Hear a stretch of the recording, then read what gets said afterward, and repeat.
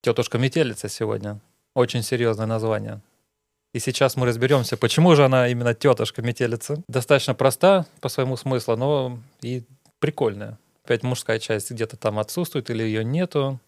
В общем, семьи у этой падчерицы тоже нету. История умалчивает, почему ее нету, этой семьи. Попадают в жесткие условия. В семью, где есть мачеха и дочь ее. А дочь ленивая. Мачеха ее заставляет работать. Да? Падчерицу жестко Ну, причем. это обычная история в сказках.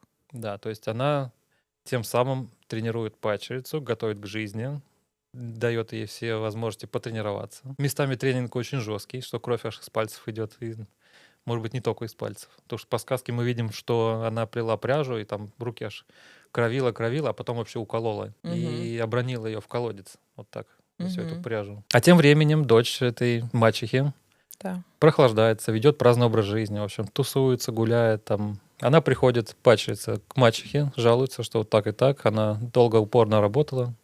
И навыки такие получает, то есть ухода за домом. Она полностью все делала, всю работу. Ну да, готовится к выходу из семейной системы. Самостоятельную систему вот Да. такую. Ну вообще мы же разбирали, что такое придение. Да, в одной из сказок было такое. Мгм. Да, давай про ленивую часть. Ну, Конечно, супер ленивая часть вызывает негативное какое-то ощущение. вот почему? Меня все время вот этот вопрос тоже возмущает. То есть нужно постоянно быть в работе. У человека есть разные части. Мгм. И непризнание ленивой части дает только то, что ты становишься трудоголиком. И что, хорошо, что ли, это? Нет, конечно, это плохо. Поэтому человеку нужно уметь и отдыхать, и работать. И то, и другое Быть в должно балансе. сочетаться, конечно. Я согласен, то что трудоголизм, он социально одобряем, поэтому поощряем даже в обществе. Но это невыгодно. Это выгодно им, Кому? Обществу? Нет, обществу, невыгодно. От компаниям. того, что много работает, это не значит качественно. Ну, это тоже. Мы сейчас здесь будем спорить. Да, мы сюда не будем уходить. Да. Мы лучше посмотрим, действительно, ты хороший момент подметила, что ленивая часть, она тоже полезна по-своему. Если быть в балансе, то она... Конечно. Но сказки, они обычно про баланс. Я так понимаю, ленивая часть, она позволяет, именно в сказке, показать человеку, что ты можешь полениться, отдохнуть, набраться сил, чтобы сделать что-то большое. Ну смотри, если мы рассматриваем сказку, опять-таки, да, сказки можно рассматривать по-разному. Можно здесь рассказать, ой, как хорошо быть, классно быть там трудягой, и как плохо быть ленивым, да, это одна версия будет. Что смысл плохой? Да нет, тоже хороший, нормальный смысл, когда нужно человека заставить быть таким, каким тебе он нужен и угоден. А если смотреть с точки зрения того, что происходит во внутренней части человека, это будет совершенно другой смысл, что у нас есть в женском есть две части. Даже там получается 4 мачеха, падчерица, там, дочь и тетушка Метелица. То есть, да, вот эта четверичность присутствует при прохождении пути роста и развития женского. Как интересно, там есть поверхностный мир и есть внутренний мир. Внутри, когда она попадает в колодец. И попадает благодаря своему трудолюбию. И да. Как мы уже в некоторых сказках рассматривали, то есть то, что есть такое в человеке, бери и делай. Вот она не задает вопросов, она просто делает. Ну, она делает, да, это смирение называется. Принятие. Принятие, смирение, да. Смысл же, да, там еще появляется кровь. Как раз-таки кровь и относят к тому моменту, что девочка готовится стать женщиной. Это именно вот такой символизм. Конечно. Ну, прялка, пряжа, веретено. Если ты посмотришь, как выглядит веретено, то веретено имеет такую образность мужского фалоса. И мы уже говорили о том, что как это все красиво преподносилось через сказки, умение владеть мужским потенциалом.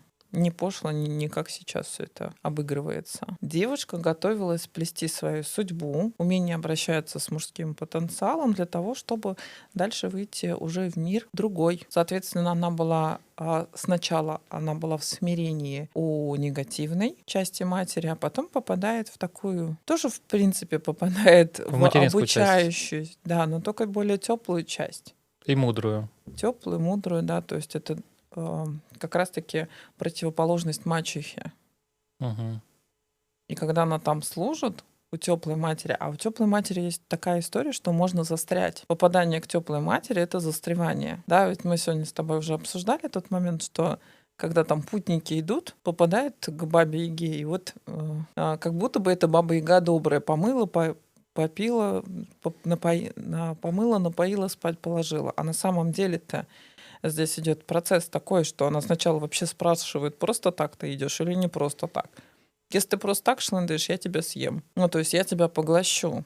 Нечего здесь небо коптить, да?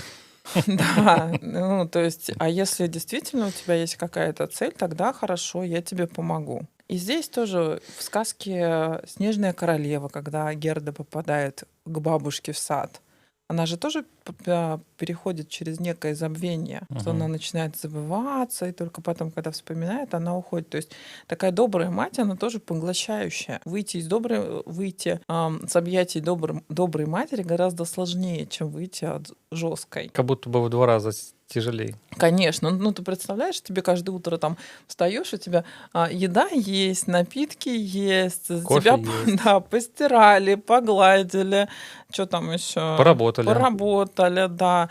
Ты сидишь, ну, как бы ничего не делаешь. Вот она, ленивая эта часть. Вот. Да, ленивой только укрепляться будет. Конечно, и действий нету. И здесь вот она, когда попадает в колодец, она же попадает сквозь забвение, и потом только переходит вот в это пространство доброй матери и начинает ей там служить. Только она служит там немножко по-другому, из своего желания. Если на поверхности она служит, потому что ее заставляют, то здесь она уже из себя служит. Потому что может и хочет. Потому что хочет, потому что благодарна. И когда вот этот аспект, когда уже есть желание вернуться обратно, да, то есть я помню о своих корнях, я знаю, кто такая, откуда я. И тогда происходит вот этот вот разворот обратно наверх. То есть переход снова. И там переход идет уже через ворота. А вот что за символ имеет в виду колодец, туннель вот это? Это тоже такой своеобразный мост, как в других сказках? Но это связь с внутренним миром. Да, внешний и внутренний. Есть внешний мир и есть внутренний. Но у колодца есть еще особенность, он наполнен водой. То есть он наполнен чувствами. И это погружение в свои чувства. И когда человек погружается в свои чувства, почему там теряется сознание? Потому что когда человек погружается в свои чувства, он не всегда может себя контролировать. То есть если женщина находится в истерике, попробуй поконтролируй ее. Она сама собой не может управлять. То есть если действительно наступает затопленность чувствами, это неважно какими, то контроль теряется, мозг выключается, и ты уже живешь в каких-то иллюзиях, начинаешь жить. Автоматически как-то. Автоматически, да, но душевная теплота, душевное тепло, оно начинает наполнять. То есть, когда ты делаешь то, что, знаешь, вот не потому что надо, не потому что заставляют, а потому что я хочу отблагодарить, я хочу выразить себя. Тот же контакт с другим человеком, но уже через научение вот этого умения отдавать другому. Когда уже внутри созрело умение отдавать, я могу выйти. Ведь она же не просто так там пошла, да? Помнишь, сначала печка, потом яблонька. Пожалуйста, та же самая сказка русская народная «Гуси-лебеди». Печка, яблонька. И все помогали ей. Да.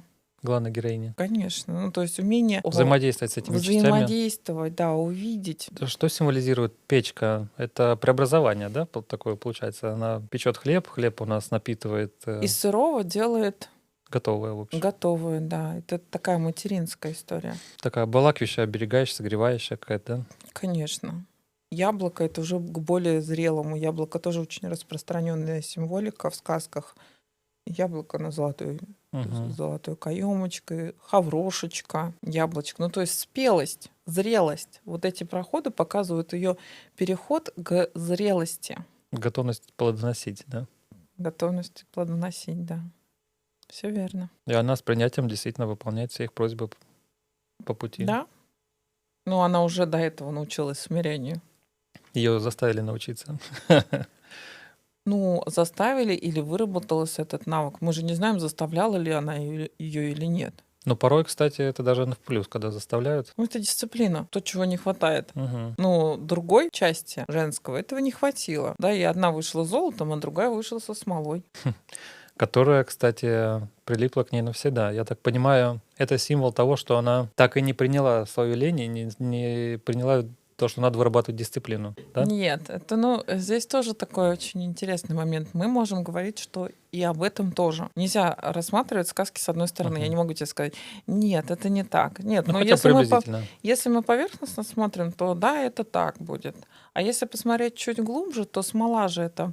Вот смотри, золото — это сияющее, да, это яркое, это что, проявленное, то есть поощриться можно проявляться. А той части, она смолой, да, а смола, как она вырабатывается, из чего делается смола? Процесс из древесины делать смола. Древесины, да, там навряд ли шли разговоры о нефтепродуктах, думаю, Грим еще об этом не знали особо, как а вот из древесины, и там какая смола, помнишь, какого цвета? Черная. Черная смола. То А есть, чтобы это максимально скрыться, получается. Не чё- проявиться. черная смола — это отсылка к материи, к материальному миру. То есть, если золото — это к духовному, то смола — это к природному, к живому, к материальному. То есть, эта часть уходит вовнутрь. Светлая часть проявляется, золото проявляется, а смола уходит вовнутрь. То есть, эта часть уже все, она встраивается. То есть, я так понимаю, что лень встроилась вообще вовнутрь этой Да, она девушки. ушла вовнутрь. Ну, то есть это не значит, что ее нет. Она же до конца жизни. То есть она есть внутри, Лень это. да. Ну, как бы а, это не плохо, не хорошо. Это просто я могу этим пользоваться тогда, когда захочу. Не лень мной будет руководить. Я ничего не буду делать. А тогда, когда мне нужно, я могу и полениться. А лениться очень важно, кстати, да. Ты Но правильно это сказал вначале. отдых. Это отдых. Это Потому что отдых. сейчас все топят за то, что давай вставай с дивана, бедный диван уже. Уже просто покрылся пылью. Уже просто покрылся пылью, да, там давай работай, там иди тренируйся. А никто же не говорит о том, что ты можешь сломаться просто однажды. Да. Просто сгореть нафиг. Ну, а ты понимаешь, когда человек много-много тренируется, в один прекрасный момент тело просто отказывается идти куда-либо. Конечно. Это все то же самое. То есть уход от тела. А здесь говорит то, что это встраивается. То есть ты слушаешь свое тело. Вообще смола — это Мгм. целебное вещество. То есть и вот этот процесс говорит о том, что я могу исцелять свое тело. И вообще, когда человек выстраивает действительно свое дело, да, или свои действия, то сначала выстраивается отпуска. И самое интересное, раньше так и распределяли сначала отпуск, а потом уже план рабочего процесса. Ну, кстати, да, да. А сейчас, а когда вы в отпуск? Да, когда дадут. Или вообще не пойдем, будем работать, работать, работать. По собственному желанию. Притом, да, уже настолько это встраивается система, что действительно по собственному желанию. Ну, то, что все говорят про диван, про несчастный, давай работай там. Ну, как бы это транслируется из каждого утюга. То, что надо больше работать, чем лениться. Никто не говорит про баланс. Я здесь ни за ту, ни за другую сторону. Ну, важен баланс. Ты, когда тело свое поизносишь, да, как бы Оно скажет привет. оно я- скажет привет, и я- просто начинает болеть. Мгм. И тогда Заболевать. требуется исцеление. И тогда идет исцеление через сон, через лень, через забвение, то, что не могу встать с кровати, да, через Мгм. температуру, через какие-то трансформационные процессы. То есть это же все равно все в теле прописано. Про баланс эта сказка. Это сказка Приключения даже. про действительно про баланс, потому что здесь есть опять поверхностный слой, внутренний слой, да, материнская, которая наверху, это мачеха, и есть, которая во внутреннем мире теплая, добрая, которая там, да, подушки, снег идет, то есть вот это возвращение в чувства, Мгм. соприкосновение со своими чувствами, напитывание, да, пирожки, яблоки. То есть соприкосновение со своим внутренним миром и выход. То есть действительно про индивидуализацию женского. Там Мгм. нет мужских персонажей. А я правильно понимаю, когда она сбивает подушки, метелица, Мгм. сверху идет снег, это то есть сверху человеческие чувства замораживаются, да? Инстинкты, там пачерица больше про инстинктивное такое. Они не то чтобы Как замораживаются, будто приостанавливаются. а наполняются чистотой. Потому Это что правда. снежинки, они про чистоту будут Мгм. больше. Такие белые, Если бы там чистые. был лед, да, то есть чем больше происходит вот это взбивание, тем больше чистоты на поверхности. И тогда можно выйти. А если еще под другим углом посмотреть, про взбивание внутри, поправь меня, если не прав. И не поправляй, если я прав. Хорошо. То получается, взбивая просматривая свои чувства, переживания и, допустим, Да. делая внутреннюю работу, ты на поверхности, то есть то, что видят люди, становишься чистым. Да, То конечно. есть вычищаешь из себя внутри всех тараканов. Ясным, прозрачным, чистым, светлым. Мгм. Снежинки же, они имеют такую структуру красоты, да, четкость, ровность, ясность. Да, и в сказке, кстати, ничего нету, никакой информации про то, какая там была. Ну, то есть это было просто снегопад красивый, либо это была метель так, что прям он горизонтально на земле шел. Мгм. То, что бывает разное снегопад. Разные, и у метелицы есть такой аспект, когда она будет теплая, а когда она будет действительно Обжигающая прямо. холодная, такая замораживающая, злая, да, то есть в сказке соединяется все. Да, очень красивая сказка. Потому что, ну, опять-таки, для падчерицы она была добрая, а для а, дочери она была злая. Ну Она же да. не давала то, что ей хотелось. А Еще тут, кстати, смолой облила. еще одна такая мудрость как бы всплывает на поверхность. Мгм. Смотри, с чем человек приходит, то он получает и усиливает Да. в другом, в другом человеке, персонаже, вот в сказке. То есть Мгм. та пришла с таким внутренним золотом, условно говоря, Да, она просто вывела его на поверхность. и она на поверхность вывела, да. Да. А другая часть, ну, со смолой, да, то, что к С ней все избытком даже. прилипает все, да. Мгм. Но смола здесь все-таки для меня здесь больше про исцеление. Мгм. Вот это соединение с материей, с прямой материей, уход вовнутрь. Потому Понятно. что она, получается, внутри смолы, ее залило смолой, она внутри смолы находится. Такая сказка. Подписывайтесь на наши телеграм-каналы, ссылки будут под видео. Всем пока, до встречи. До встречи!